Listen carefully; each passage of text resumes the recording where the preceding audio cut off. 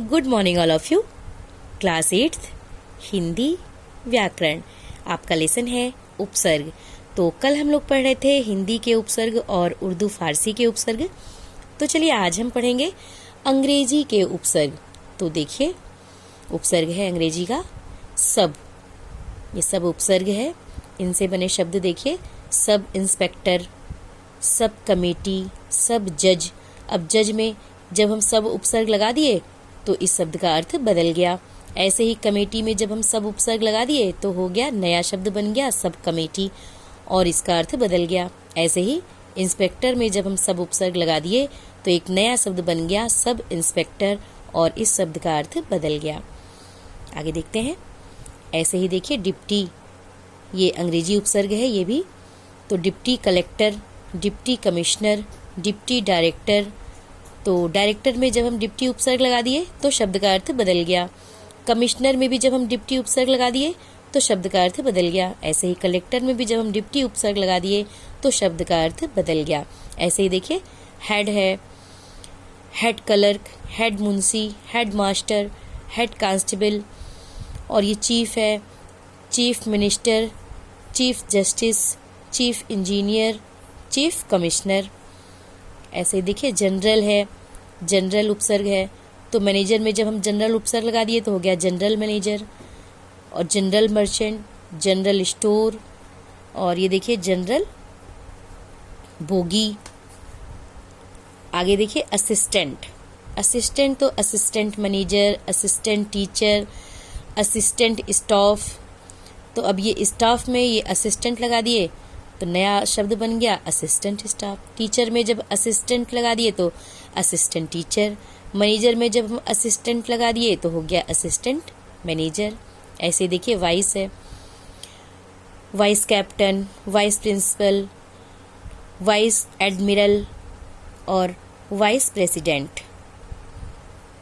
तो ये थे अंग्रेजी के उपसर्ग और ये सब इनसे बने शब्द। आगे देखते हैं। एक ही शब्द के साथ दो उपसर्गों का प्रयोग। देखिए इसमें बता रहे हैं, कभी कभी एक शब्द के साथ दो उपसर्गों का प्रयोग भी किया जाता है। जैसे शब्द है असुरक्षित, असुरक्षित। तो असुरक्षित मुख्य शब्द क्या है? रक्षित। तो इसमें कौन कौन से उपसर्ग लगे हैं? अ और सु, ये दो उपसर्ग लगे हैं, आ और सु। तो रक्षित के आगे दो उपसर्ग लगाए, आ और सु उपसर्ग लगाया गया तो एक नया शब्द बन गया असुरक्षित।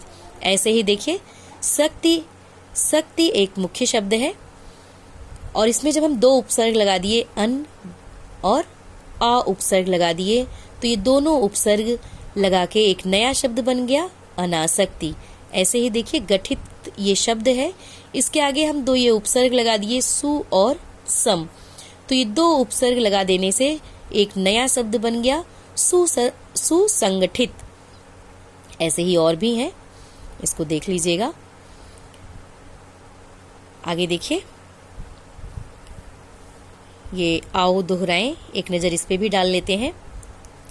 वे शब्दांश जो शब्दों से पहले जुड़कर उनके अर्थ में परिवर्तन या विशेषता ला देते हैं उपसर्ग कहलाते हैं।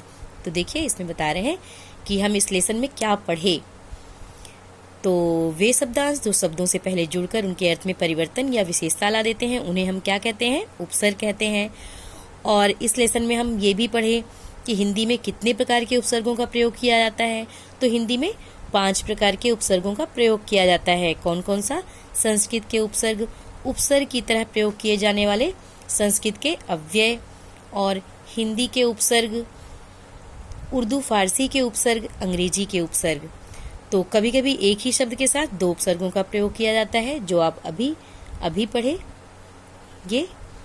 तो आज बस इतना ही। आगे कल आज आपका होमवर्क है, ये जो भी कुछ मैं आपको ये सब पढ़ाई हूँ अंग्रेजी के उपसर्ग और ये दो उपसर्गों का प्रयोग, ये सब आप अच्छे से फिर से पढ़ेंगे और समझेंगे भी, सारे उदाहरण देखेंगे भी। Thank you.